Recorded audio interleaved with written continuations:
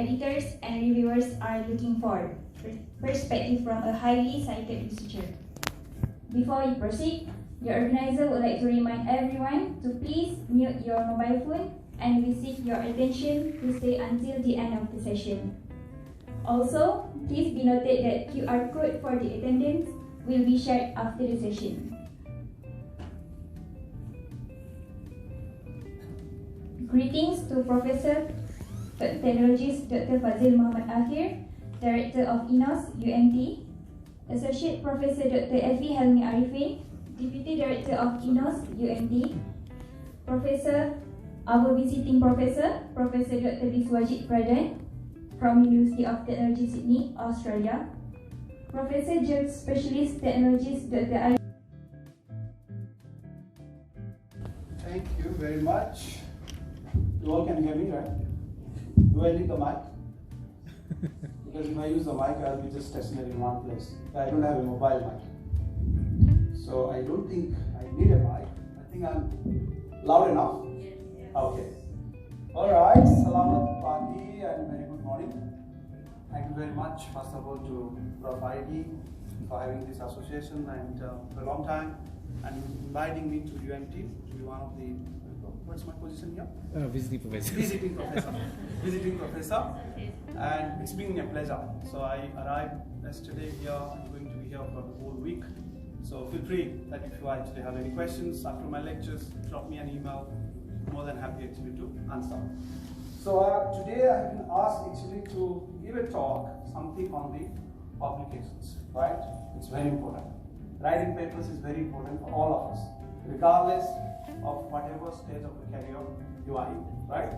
A young researcher like a PhD students would need the publications because that would help you to graduate, to get your certificate. I think more or less it is like mandatory to publish, right? I think you agree with me, right? So then young lecturers, obviously, once they join in, they would need a paper actually to publish because so that they can go to the next stage of their career, like to become a senior lecturer, associate professor, and blah, blah, blah. For us, full professors also we would need, otherwise there would be something called a KPI, right? So if you do not publish, then obviously we cannot attract grants. If we cannot attract grants, it's like a chicken and egg kind of situation, you know? So because the grant reviewers would like to see that whether you are active or not, whether you are continuously publishing or not, whether are you delivering actually the latest state of the science to the community, right? So publication is extremely important for all of us, right? So today's talk is about that and how that we can learn a bit of tricks, right? When I say tricks, don't be so excited. It's not something secret, but something at least to learn that what are the most important aspects that you should focus on when you write a paper. Alright, so this is what actually I'm going to talk about today. Don't worry, I'm not going to talk any mathematics here. There is no formulas here. So it is going to be just a very easy morning. Alright, feel free to stop me at any time if you have any questions. Alright, so we don't have to keep your questions at the end of the session maybe. If you have questions, stop me and ask me. Then and there exam. Alright, are you all set? Good. So let's then go through the lecture. I mean, I have some slides here, but maybe I won't follow them. But then at least I have a structure, all right? So thank you very much to the MC for, rather it was a long introduction about me. So, but let me just tell you that what is my background. So my expertise is basically remote sensing, geospatial information systems, complex modeling. So I like modeling. I like to do all kind of modeling using the GIS, spatial information systems, and I use machine learning or AI actually in my modeling stuff. Right? So these days I am interested more in mixing and matching and creating ensemble model by using physical based model and also the machine learning based model as well. Right? So this is what actually my oh yeah, I forgot that I have this as well. So this is my expertise. Now, having published maybe 700 papers in my career, more than 10 books, blah blah blah, whatever she has mentioned about me, but still it's not that actually it's going to be very easy for me to publish the next article, right? It is the same process that I have to go through, like all of us will go through, right? Because every journal is totally different. Every manuscript has its own journey, right?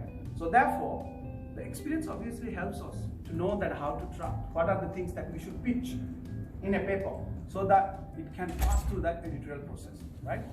But regardless, but still, we still have to go through that process. And everyone has different opinions.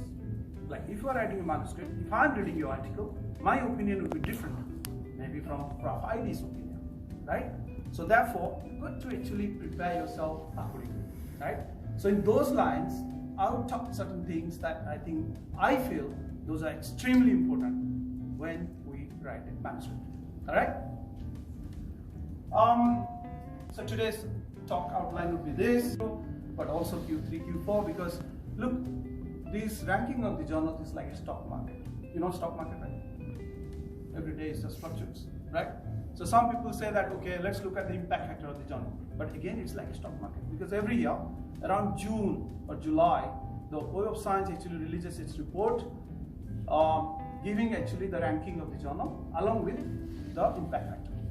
So that they use actually certain equations, very simple equations, to determine the ranking of the journal. So therefore, every year it fluctuates. Maybe this year you are focused that this is a Q1, but next year it could be Q3, right? So therefore, do not worry too much about the ranking of the journal. Rather, I would say it is the subject-specific journals that is more important. The readership of the journal, the reputation of the journal, the publisher of the journals, those are the very important aspects that one should look for. All right? And also, I'll be a little bit, because being myself editor of about 15 ISI journals, so from that perspective, that also I'll be talking about what editors and reviewers look for in a manuscript, right? I think those are the things are very important, because at least, you want your paper to move on, not just get stuck, get rejected, desktop rejected by the editor, all right?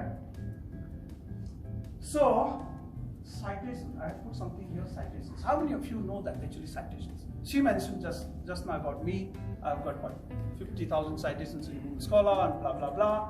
Citations. Citations is a very, very important metric that is being used by journals, by institutions, by many agencies, right? For example, like when we hear in Malaysia, ranks the top 100 university in the world, right? They boast about it, right? UPM ranks 132 in the world, or UKM ranks 133 in the world, right? So they follow certain ranking systems, like QS ranking, or Times Higher Education ranking, or Shanghai Jioteng ranking, and blah, blah, blah. Essentially, those rankings, they heavily dependent on one indicator that is called citations. It's not just publishing a paper, but also how many times that your paper is getting cited. That means getting referred around the world. That's very important. It's not just actually publishing a paper and nobody is interested in a paper and nobody reads your paper, right? Although you might be publishing the top quality journals, but if the paper receives no citations, it works zero, right? So citation is a very, very important metric. So therefore, the journal also depends on the citations. So as much as you as an author needs actually your paper to be published by a particular journal, a journal also would like a good quality paper to be published in that journal. The reason being, because they want to have good citations. So obviously the key is the visibility of the paper, the quality of the paper is very important. All right?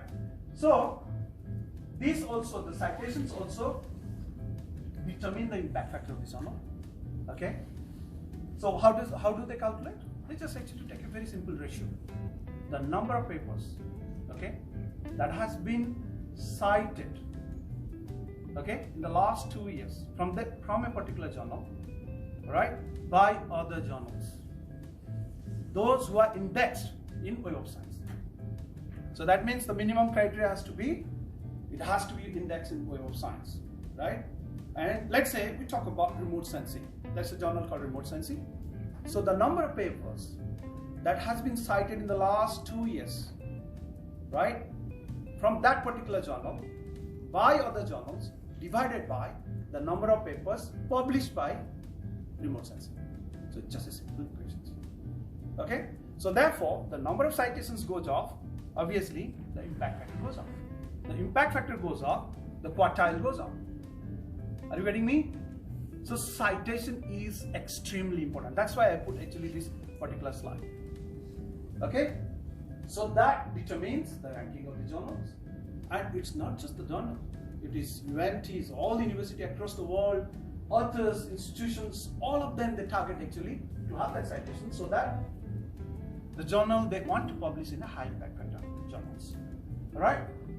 For example, we have certain journals with extremely high impact factor, like Science and Nature, you know, right? Once you publish a paper in Science and Nature, institutions for their ranking, the world ranking, agencies, for example, if you are applying for a FRGS grant, the assessors also would like to see, right? Okay, last 5 years you have published maybe 10 papers. What is your search index? How many? Before that, I'll give you actually very mind-boggling statistics. You'll be surprised to hear. Many academics publish very little over the course of their career. Typically, the 80% of the papers that you see the publications come from only 20% of the individuals. It is the world statistics from all the universities. Right? The topic that when you are searching for, right? Here I put actually the most about the ambition.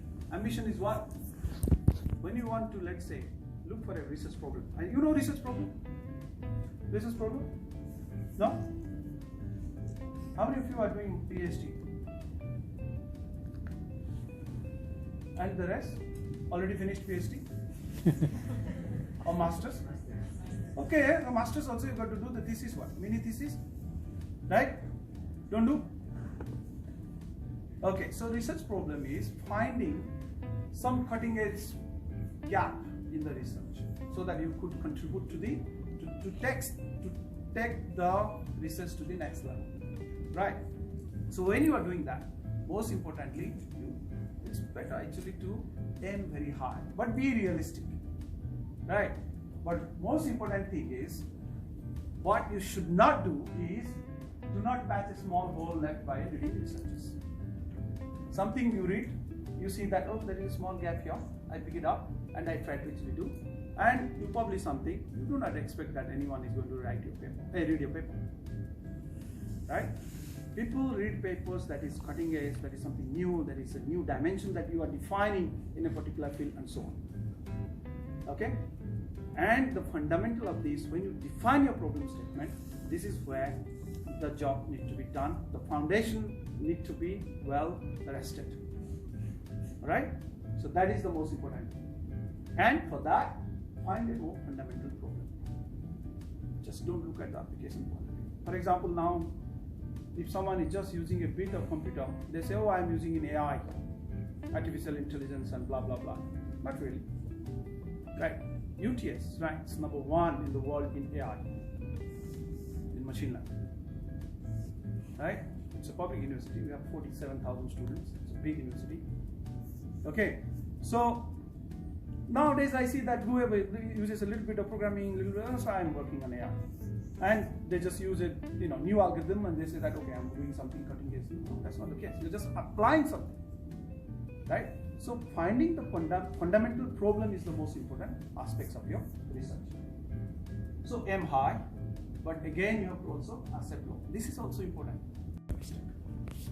If you select the wrong journal, your paper would get stuck for almost 6 months to 1 year. That's normal. Right? And they would be cursing and then pulling your hair saying that, oh, what's happening with my paper? I've submitted, nobody's moving, I don't hear anything. Because the process has not been done well. Right? Selecting the right journal is important. As I mentioned at the beginning, as much as you keen to publish your work, also the journal is also equally keen to publish your work. But if you try to sell your paper to a wrong journal, they're not interested. They won't value your work. Correct? So selection of the journal is extremely important. and that itself is a research by itself. Just don't, search something and just submit somewhere. No. You need to be able to do a bit of research. I'll explain to you. Alright? Have a plan. Plan A, plan B. It's not that all the time in our life, plan A always works. Just now also didn't work, right? We got late by 10 minutes. So that's why I had my own laptop always with me. Okay, so always have plan A and B. So if plan A doesn't work, the journal rejects your paper, at least you have plan B to follow up. Right? Now, the important issue that you should care for submitting your paper in a journal is 3 things, as I mentioned here. What are those? Scope of the journal. Read the scope of the journal. Right? Make sure, go through the last 1.5 years, 2 years of their articles, saying that they have published something closely related to the topic that you are working on. If it is not, although it is being mentioned in the scope, that means they are no longer focusing in your topic anymore. Right? You know, sometimes being an editor, if the reviewers have made negative comments, but if I like the paper, I accept. And I fast track. He's also associate editor, helping me in one or two journals, so you can tell. And also I'm very quick in rejecting the paper as well. Straight away. Morning you submit, evening we reject. As straight as possible, no need to waste your time and our time. Okay? So it's good for you. Be thankful. Be thankful for that. Imagine if your paper is stuck there for 6 months and then you get a rejection letter. At least you know that it's sorted, it's finished, then you move on to the next one. Right? So, scope of the journals. Journals impact factor, yes, but again, that's not everything, because impact factors keeps on changing. But rather, focus on the reputation of the journal and also the publisher of the journal. The top-notch publishers are who?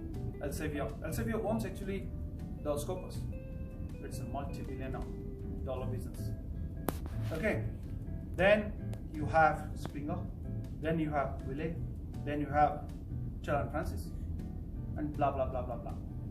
So do not target any journals, those who have bad reputations. I know that many years ago in Malaysia there are many journals that are being banned by MIRA. Okay, make sure that the journal is being indexed in Web of Science. Go and check that it is being indexed there. Okay, next. So reputation of the journal is very important, and look at actually the editorial board. Right? The editorial board obviously would have very prominent scientists representing the journal. So if you see the a lot of editors coming from a particular country or just region, then obviously there is something fishy. Right? Because a journal, good quality journal, would like to have editorial board coming from all around the world. Okay? Focus on that. Then what sort of papers do they publish? As I mentioned to you, go through that. So it has to be done properly as a mini research kind of thing. Selection of the journal itself. So look at them, whether they are publishing original articles, briefs, or reviews, and so on. These are the aspects. This is what actually the editors are looking for. Alright? Selection of the journal. Point number 2, what you should do. How to select a journal. When you are writing a paper, obviously, you would have collected actually certain references that you have cited in your paper, right? Go through those references. Select some of the journals from that. Then do the cross-check. Oh, okay, what is the scope? What is this? Blah, blah, blah. Because that solves your problem, saying that at least that journal is still focusing on the area that you are interested in. Okay? So go through something like this. Closely look at your references and see that actually which are like computer science. Sometimes they have very high quality conferences as well in AI and all that, right? So they and they also publish there as well. So I wouldn't say which is good or bad, but in our case, obviously it's the journal where I am keen. In my entire career, I have not published many papers in conference proceedings. Either I give keynote talk or not at all. Okay.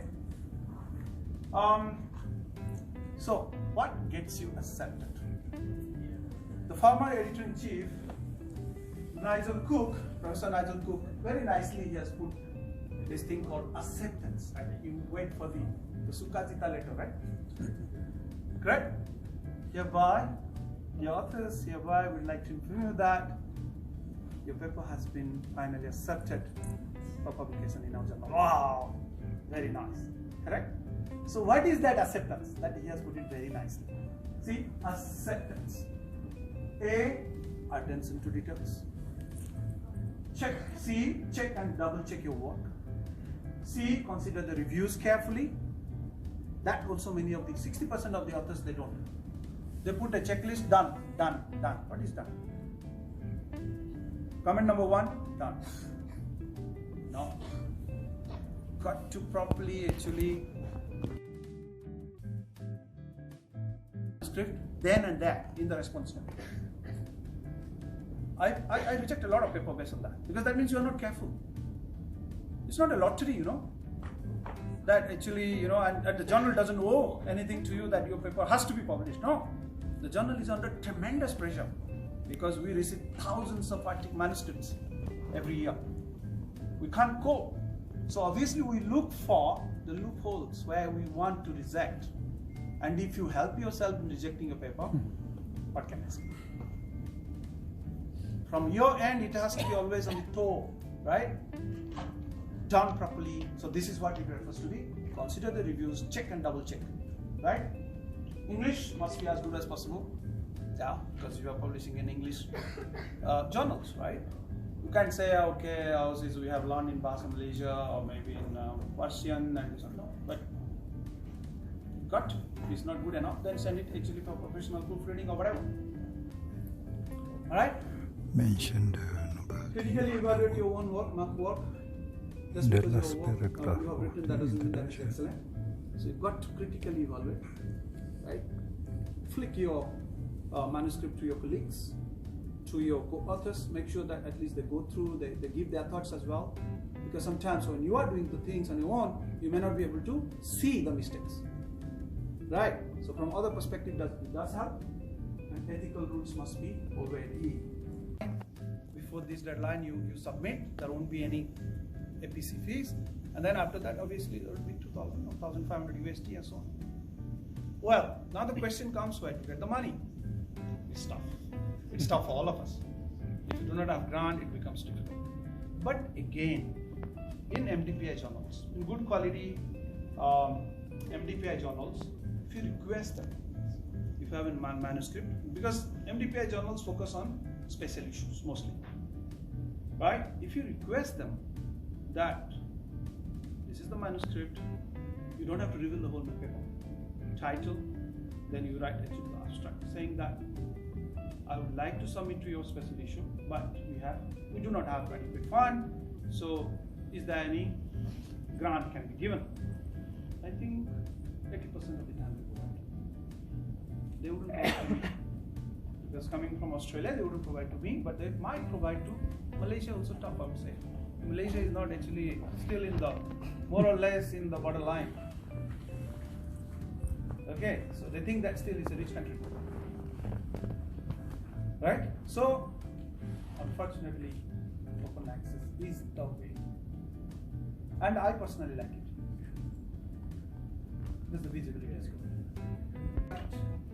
Now let's go to the process before we come to the writing part. When you communicate with the editor, when you submit your manuscript to a particular journal, now that you have already selected the journal, now you are writing. Make sure the cover letter is being utilized well. There is something called a cover letter, you know, right? When you submit a manuscript, cover letter. It's a letter to communicating from an author to the editor. Plus, mention what is the novelty in your work. Very polite. Right? That's why I put this. Editors are your fellow scientists. You don't go and scratch them up.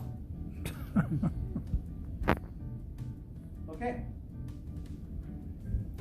Be respectful. Very professional way you write.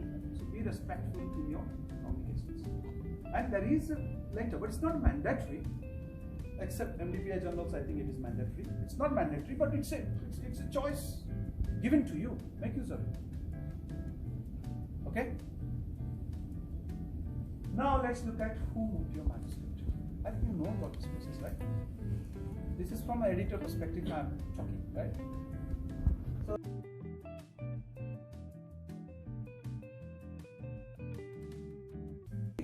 editor. It goes to the editor-in-chief first. Okay? Now editor-in-chief would have a lot of pool of associate editors. Those who are experts in respective fields. So depending on actually the domain of your work, the editor-in-chief quickly goes through, depending on the journal, quickly go through the manuscript. I go through manuscript when I am the editor-in-chief. I go through the manuscript, then I decide whether it is worth proceeding to the next step or not. Alright, and these are the things I always look at it. The abstract, the title, very quick glance at the manuscript, and the novelty, and your discussion. Discussion is where actually many authors, they don't pay attention. They have plenty of figures, they just dump all the figures, but there is no synthesis of the discussion for it. That is it. If I see there is a potential, I like the work, but still I'm not satisfied, I would return to the author, I would say that please submit, and I would make my comments. So obviously, if I am rejecting, I would make my comments that why I am rejecting it. Okay? If now the editor is still happy with whatever you have done, goes through the next step, he then assigns the reviewers. This is extremely difficult job. Finding reviewers, because unpaid job. Editor also unpaid job. Every year on an average I spend minimum 1 hour. Every day. Every day in the morning I spend minimum 1 hour on my editorial task. If I don't do, there will be so many emails coming and saying that from the authors, from the journal, and blah blah blah. But you need to render the decision, right? So this is a tough thing, because finding reviewers is very difficult. But obviously the system allows you to select some reviewers. But again, there is a catch here. When you submit your manuscript, there is an option for you to nominate a few reviewers in it. Correct? But how many of you really do it? I doubt any of you. Definitely you must be giving actually your friends name. Right? You think so, right? Yes or no? Then nobody selects those. Select at least, okay, let's say 5 people's name you are giving, at least 3 genuine reviews you give from other country, because we check anyway. It's not that actually we just send to your friend, colleague sitting next to you. But in that case also, I have seen the colleague rejects your paper. Okay, whether to allow actually to resubmit the work or give him as a correction, and so on. So you see there are so many checklists there, so many, what do you call, filtering process. So you have to make sure that your work at least is done in nicely. What's the percentage? For example, at each level, right? How much as an editor do you reject? Average, outright. I am editor of Geoscience Frontiers. You know Geoscience Frontiers, right? It ranks number 3 in geoscience. Okay. First is Nature Geoscience. Second is number 2. Geoscience Frontiers now rank number 2 in geoscience. Our desktop rejection is 80%. 80%. Desktop rejection. That means desktop. Mana sebelum sampai editor. Editor rejects. Because don't waste time. Anyway, the reviewer will reject as well. The editors are also, they're experienced enough. So we filter the papers at that level. At least those 20%, you have 95% success rate. Okay. And we push also some papers. If we like it, we push it. Make sure that those papers are published. There are 3 stages. One is without review. That's 50%, but some journals like us goes about 80%. After review, about 40%, 45%, and that depends on you. Because This it depends on you. How diligently you have done the revision. If you have done it well, obviously this percentage will go down. And after review, the papers are very seldom gets rejected. If you have done really the process well, only 5% of the papers get rejected. Okay. Now, do you want to know why the papers get rejected? Okay. First one, aim and scope.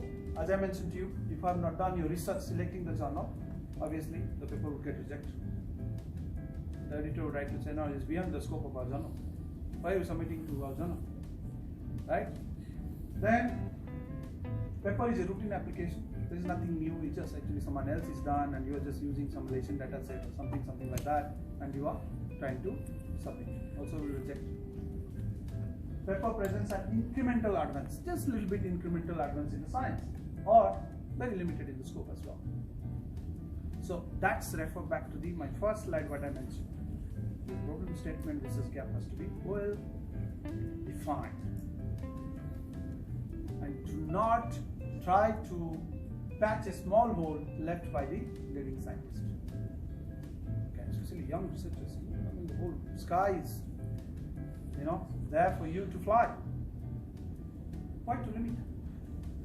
Daring is very important.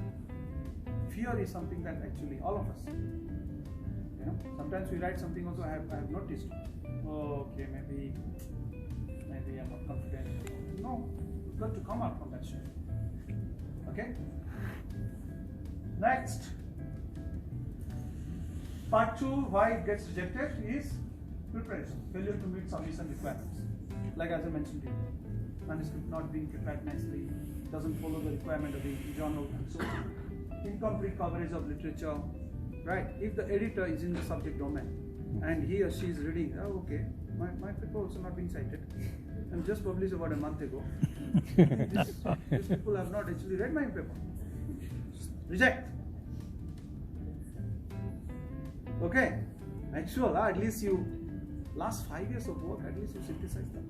Important work. Yeah. I find some reviewer are predatory because we work in Malaysia and they ask us to cite their paper in America, and we refuse to do that. Yeah, you can. And we pull out our paper and publish elsewhere. Sometimes it's not genuinely, because as I mentioned to you, citation plays a very important. You know the theory of relativity, right? You know that E equal to mc square, the famous equation that changed the world, right? That has been rejected by 3 journals. And with sufficient comments as well, criticizing the work is rubbish. Okay? And he's the man of the millennium, the brain of the millennium, right? So, this is not you. Everyone's work somehow or other gets rejected. So don't be like, okay, right? Learn from it. See that actually, try to understand why the paper was rejected. Learn from it. Learning. Every day we are learning somehow or other, right? Incorporate the constructive comments. Negative comments sometimes can actually make you very dejected. Ignore them. Normally, my process is like this. I mean, at the beginning, maybe 20 years ago, when I started off as a young researcher like you, that time, obviously, I used to take it seriously because I've worked hard on a manuscript, and now that the paper is rejected, at least for a week, you just, you're in a zone of, then slowly you learn it's a process of life. Rejection is a process of life.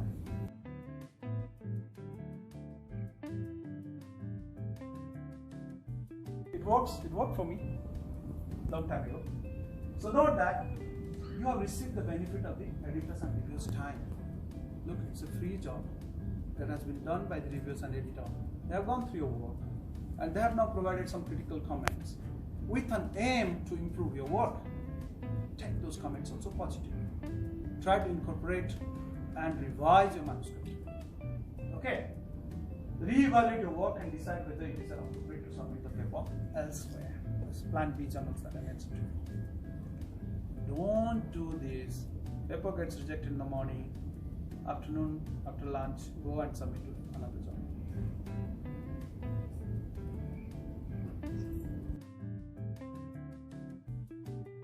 Directly to another journal. This is what actually I was mentioning to you just now.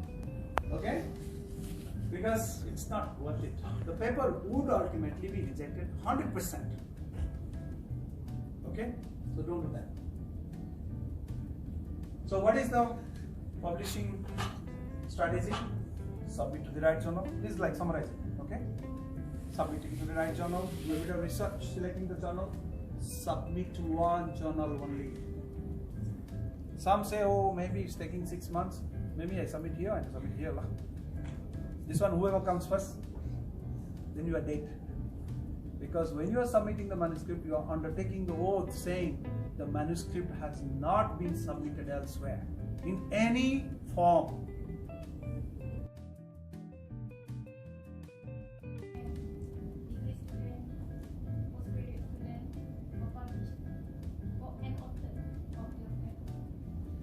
So, just now I mentioned about it. What qualifies for someone to be an author, to be for an article, right? This is your question. What qualifies? As I mentioned at the beginning, he or she has to contribute significantly. Significantly in the sense, through writing, through intellectual thought, discussions, through polishing the manuscript, okay? Because sometimes those polishing also helps. Paper gets rejected because of that. You know, let's say the arrangement of the manuscript, what needs to be pitched, what doesn't need to be pitched, right? So all those things actually matters a lot, right? For me, all my career, my student always the first one, right? Using machine learning. Machine learning is so big. Make sure deep learning or maybe whatever, or LSTM or whatsoever. Okay. So title should be eye-catching, and let the title be able to market your paper. Okay, that should give a bit of intriguing kind of feeling for the readers. Okay. First to the journal editor, because the idea is actually to convince him. Second to the readership, that means the reviews and blah blah blah. All right. Abstract. You don't have to write actually whole story. 12 sentences, done deal. So this is how it's supposed to be. Abstract should be an abstract, not a long story. A typical case is, see, introduction just take 2 sentences. Okay. Methodology take 2 sentences. Results take 3 sentences. Okay. Discussion 3 sentences. Now that you are moving the previous work to the next one. Otherwise, no reference is there, no abbreviation is there, too many generally. First, nice preamble, pick down, narrow down, go to the exact problem to be addressed. Okay? Introduction is typically maybe 1.5 page, 1 page, 1.5 page. Okay. Introduction have 2 distinct steps, components, problem statement and the background.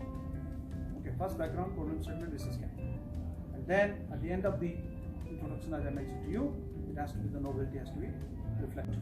This is simply the literature survey that explains the backdrop of your work. Okay? Describe various work done by reviewers, researchers, and the most important thing is critically synthesize their work. It's not just that Poor et al. Did this,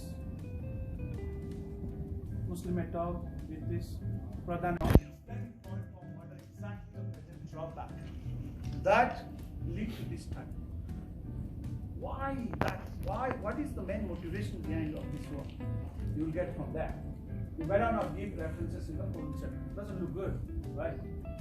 Concisely, the particulars of experimental setup, the data that you've used, put them in a tabular format.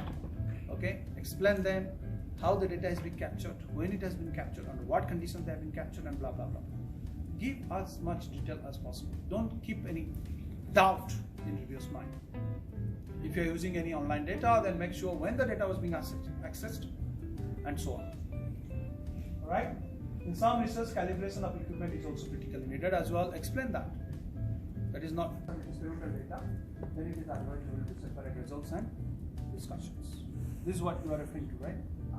If on the problem statement, is it possible that we try to convey our problem statement in a figure? It's not, I believe it's not normal, but it's No. That is good when you are writing a grant. Okay, because you have a crunch of putting everything in a very short format. So you can put actually a nice figure. In a schematic way. But no, paper, no.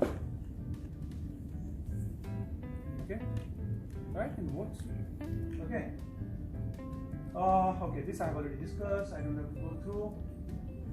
Pay extra attention presenting your results. Don't put so many figures. The typical figures would be around 12, 13, less than 15. Some of them I see 30. As if they have put their whole thesis there. So first thing, reject. Then when you ask them, even my students also, sometimes the first time it comes to me, so what is this? I have not asked actually is the thesis. So you must know what to present, what to keep, what not to keep. Right? If you feel that is necessary to tell the whole story of it, you can always put them in the appendix. That doesn't deserve to be part of the main work. Okay? Papers. A lot of figures. You can always actually club them in one. A, B, C, D, E, F. As long as they're actually relevant to one particular results. Let's say you are using 4 types of models. Okay? Doing comparison. Now, all the results coming from that 4 models, you can put them in one. A, B, C, D, E, F, but still would be considered as one figure. Don't put as 4, 5, 6, 7, 8, then there will be 30 figures that you will be having at the end of the day. Okay? Then tables you would have 5 to 6 maximum, not more than that. Alright? Conclusion. Conclusion should not be more than 300 to 400 words. Conclusion is a conclusion, and conclusion, remember, is not the repeat of what has been said in the abstract. It's not summary. Conclusion is not a summary. Conclusion is the take-home message of your paper. Giving a direction, giving a dimension, giving a perspective, but also has been derived from your work. 2 things you can do here. Again, tricky things out there. The drawback of your model or whatever that is your work, you can always also put in the conclusion. If it is not too many, or the limitation of your work. And the future direction also you can put in the conclusions. And the main findings of your work, you should put in the conclusion. But 80% of the time, I see that is just repetition of the abstract. Then why do we have to separate distinct abstract and conclusion if it's supposed to be the same? Abstract is the summary, but conclusion is not the summary. Okay, you don't have to repeat hence this, and so on. You know already, but then, come on, right? References, be careful.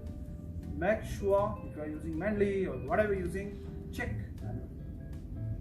I get frustrated actually when I see there is silly mistakes in this. That also lead to rejection. Remember, we are looking for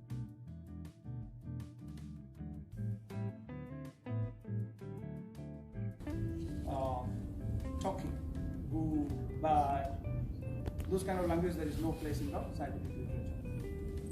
Okay, my result is good. You cannot write that lah. Good what? Right?